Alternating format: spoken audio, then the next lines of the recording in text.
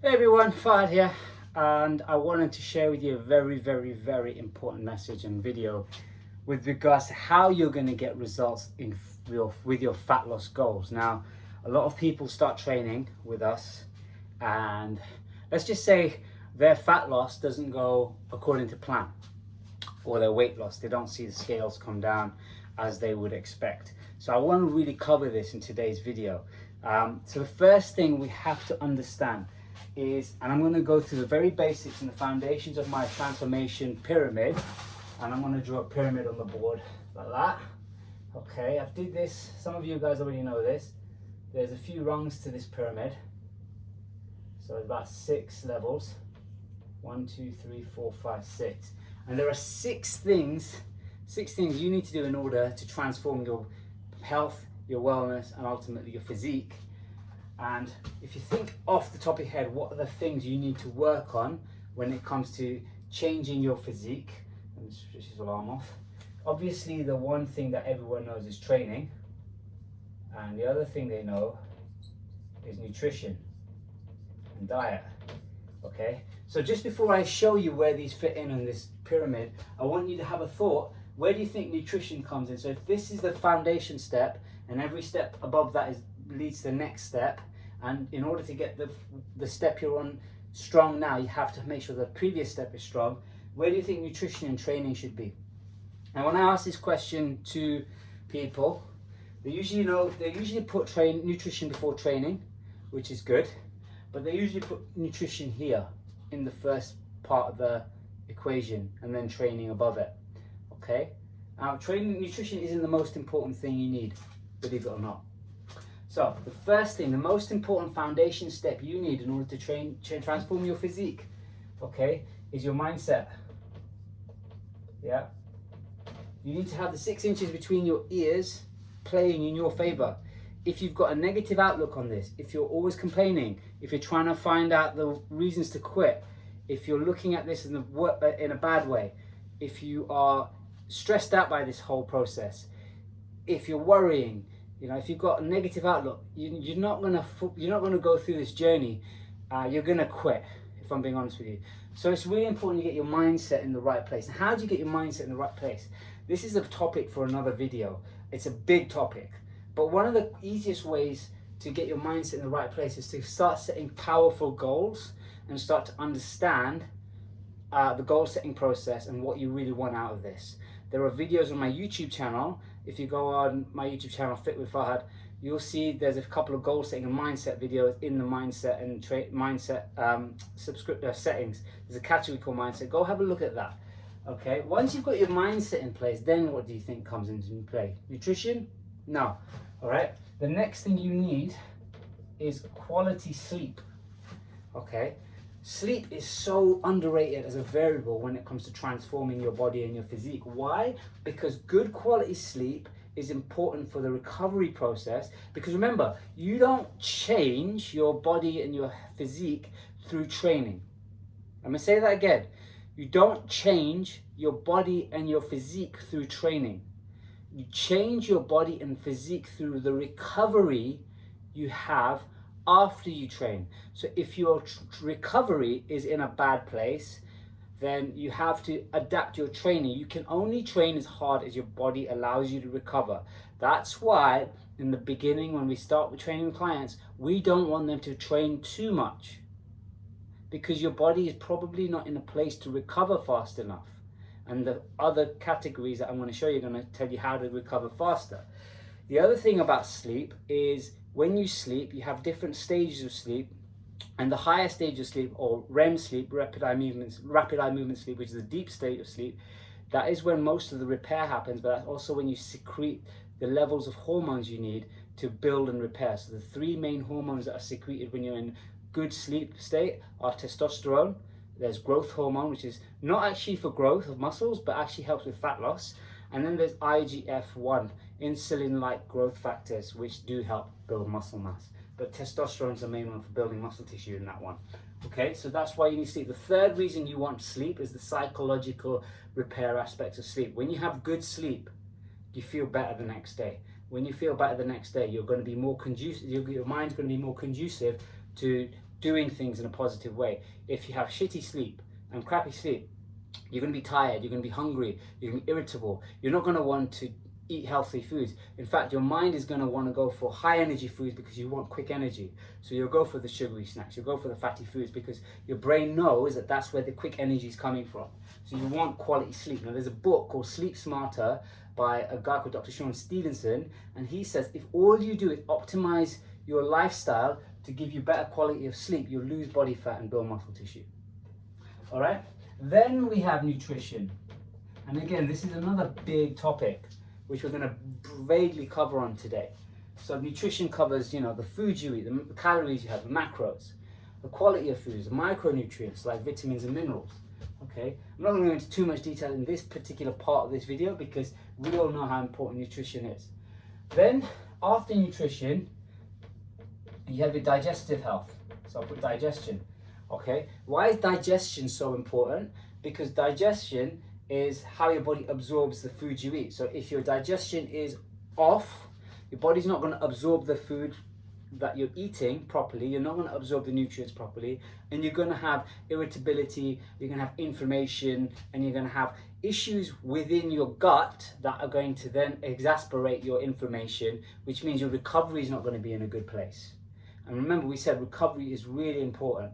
The more training you compound on your body, the worse your recovery rate is, the less likely you're going to get the results you want, the more likely you're going to injuring yourself and, you know, just ending your journey car crash style.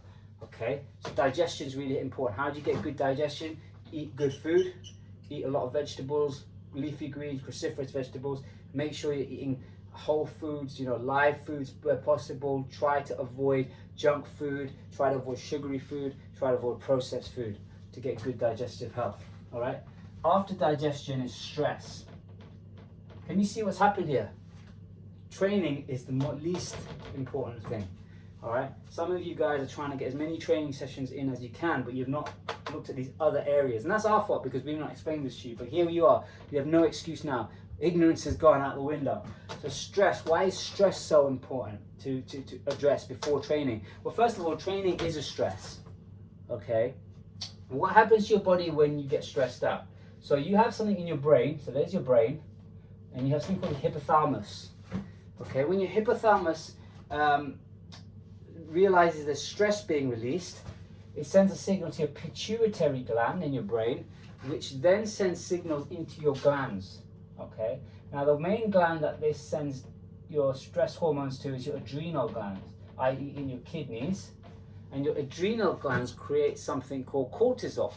Now cortisol is an anti-stress hormone which basically leaches energy to give you quick energy, because from a evolutionary perspective, when we have stress, we go into what we call a flight or fight syndrome. So you either want to run away or you want to fight. In other words, you're going to need quick energy to do either of those. So your body leaches energy. Usually it comes from proteins because that's the quickest place it can draw the energy from. So you could potentially lose muscle tissue if you're constantly stressed.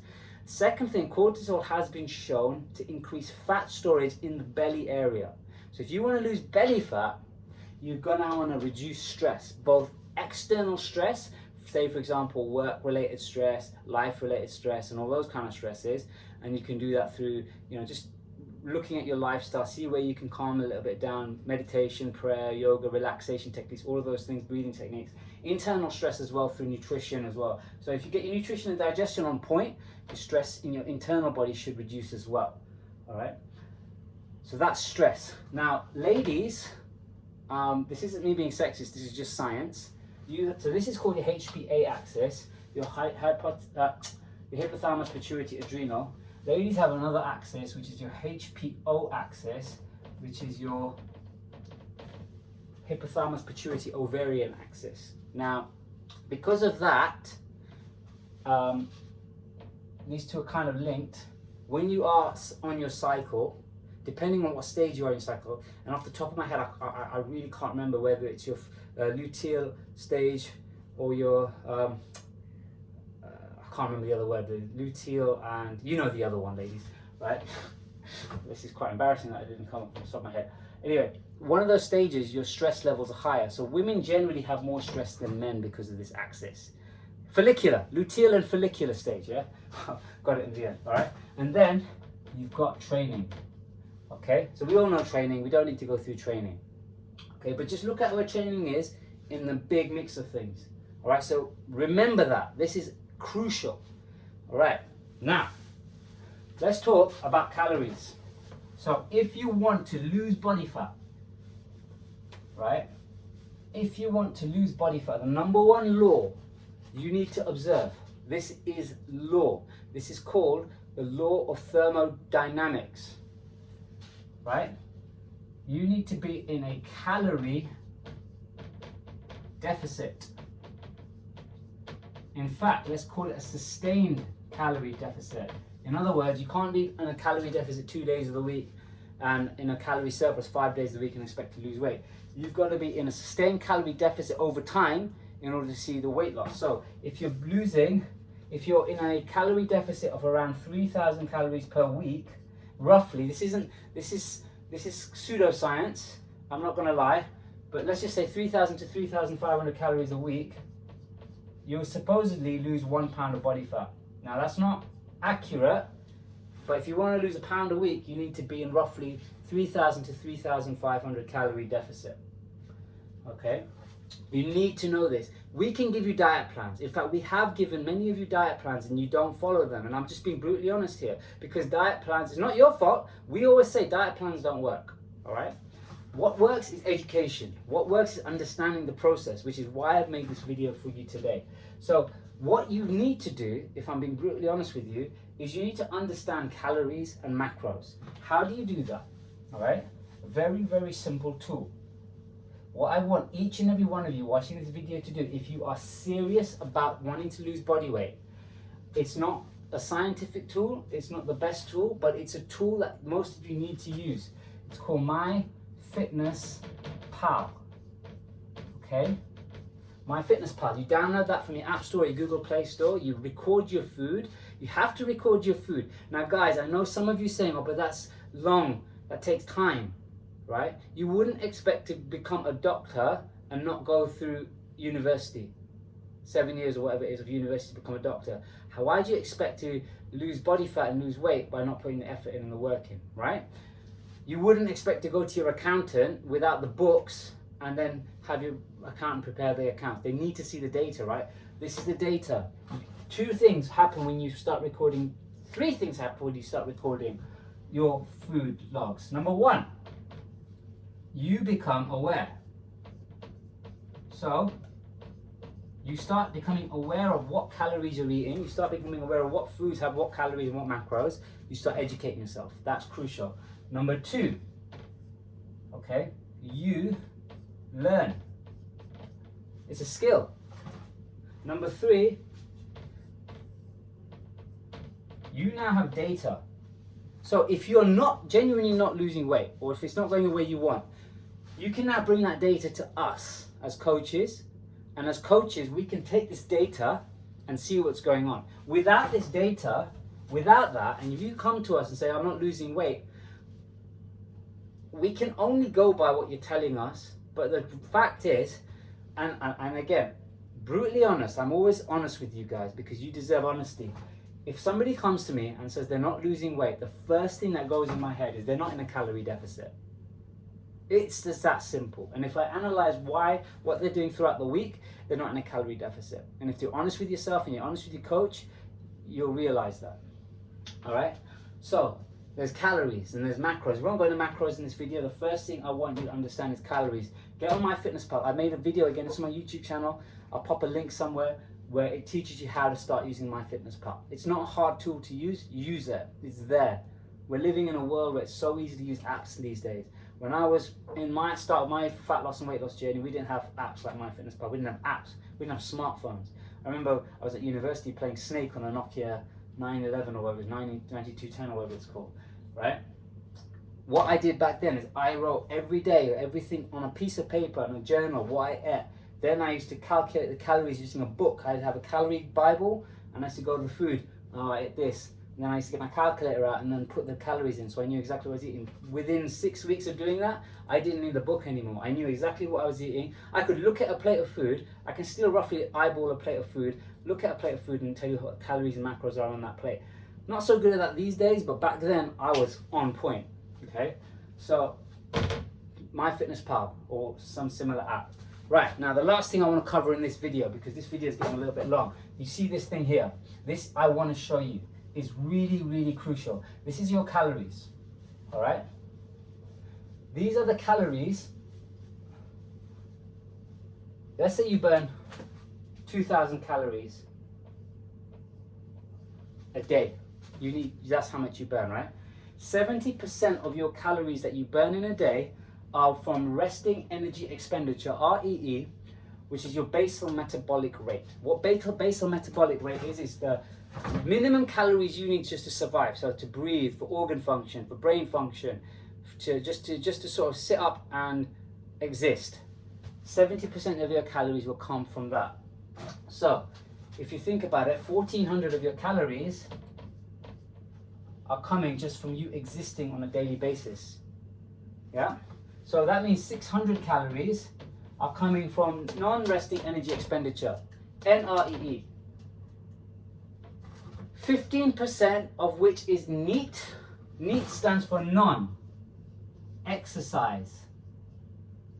Can't spell. Energy expenditure. Oh, sorry, non-exercise activity thermogenesis. In other words, the calories you burn by doing non-exercise related activity, so standing up, walking around, going for a walk, going up and down stairs, getting up and down. That's called NEAT. That's the after this cutoff point, after your resting energy expenditure, your biggest source of calorie expenditure is non-exercise activity thermogenesis. Then you got something called TEF. So TEF is thermic effect of food. So when you eat food, you actually have to burn calories to digest the food. Now, I'm not going to go into this in great detail, but one thing you have to realize is protein has the highest thermic effect of food. In other words, protein burns more calories to digest than carbohydrates and fats. That's why in a fat loss and a weight loss diet, protein is a very key vital macronutrient. Okay, that's 10%. Now, 5% is EAT. And EAT, can you guess what this EAT stands for? Well, what's left? Exercise, activity, thermogenesis. I'll call it thermo. That's 5% of your calorie expenditure. Now, so many people are trying to do more of EAT. They're trying to do more of that. So they're trying to 10x EAT, right? Yet nobody's trying to 10x NEAT. So if you're not losing body fat and you're trying to get more sessions in the gym session, extra gym sessions aren't going to do it for you if you're not doing these. And if you remember that pyramid, if you've got the pyramid, and if you're trying to do more of the top part of the pyramid, but you're not got the bottom parts of the pyramid in place, you're not going to lose the weight you want, the way you want to lose it. And I'm being brutally honest with you. So rather than focusing on trying to smash in as many gym sessions and get your money's worth at the gym, right? I'm just going to say this, and this might offend some of you, okay? This isn't about getting your money's worth. How many training sessions? You're not paying us for the time in the gym. What you're paying us for is results. And we're trying to get you results, and we're trying to tell you what's going to work for you. We're not telling you to have less sessions because we're trying to be miserly. We're telling you to have less sessions per week rather than cramming them in, because we know as coaches, you don't need more exercise. What you need is more time spent on nutrition. What you need is more time spent on non-exercise activity thermogenesis. What you need is more time spent on your recovery, on your sleep, on your stress levels. Okay? So rather than focusing on getting more exercise sessions in, let's say you 10x, let's say 5% of, I don't know what my maths is really bad, but let's say 100 calories you're burning a day from exercise. and you're going to be burning 3 times that on NEAT, right? Now, if you get 10x that, you're going to get 1,000. If you 10x that, you're going to get 3,000. Remember I said earlier, 3,000 to 3,500 calories, you've got to lose a pound of body fat a week. Where do you want to spend more of your time? Smashing it in the gym and then exasperating and compounding the stress you're having in your life and then messing your stress levels up, which then increases the potential of losing muscle mass and building belly fat and dropping your basal metabolic rate even further, or time well spent, doing it smart, going for walks, increasing your exercise, non-exercise activity thermogenesis, improving your stress levels, improving your health overall, without smashing your joints because you don't want to go to the gym all the time. Where do you think your time is better spent? Right? So, if you've watched this video all the way through, you now have what it takes to understand the process to losing body fat and fat. If you watch this video, you are now smarter, and we're all about helping you become smarter so you train smarter, not just harder. Alright, so thank you for watching this video. If you have any questions about this video, give myself or Athena a shout and we'll explain it to you. If anything didn't make sense, here to explain it to you. If you have any questions or any doubts about anything I've said, again, come to us. If you love this, great. Tell all your friends to come train with us. Okay, have a great day, and I'll see you soon in the next one.